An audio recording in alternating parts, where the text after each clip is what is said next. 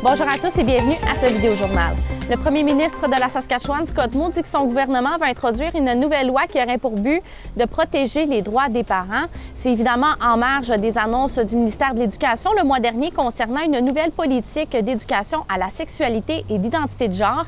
On n'a pas beaucoup de détails sur ce que pourrait inclure cette nouvelle loi, mais pour l'instant, le Saskatchewan United Party dit que le premier ministre devrait invoquer la clause dérogatoire pour se protéger de contestations judiciaires. Cette clause, eh bien, ça permet au gouvernement fédéral, provincial et territorial de contourner temporairement certains droits de la Charte canadienne des droits et libertés.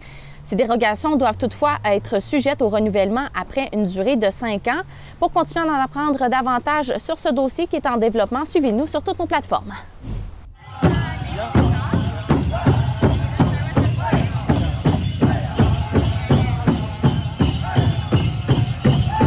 C'est le retour du powwow à l'Université de la Saskatchewan aujourd'hui. L'événement a commencé à 10 h ce matin, puis ça se poursuit jusqu'en fin d'après-midi. L'objectif du powwow est de permettre aux étudiants d'origine autochtone d'affirmer leur culture et pour les étudiants d'origine non autochtone d'en apprendre davantage sur la culture autochtone. L'événement espère attirer un total de 2500 participants partout dans la journée et nous serons sur place pour couvrir l'événement pour vous.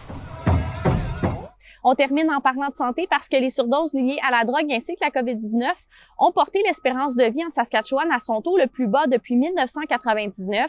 L'espérance de vie en moyenne est de 78 ans et demi ici dans la province.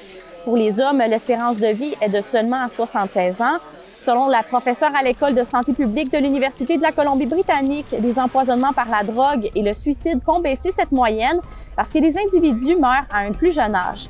Le nombre de décès de la COVID-19 a aussi contribué à baisser l'espérance de vie en Saskatchewan.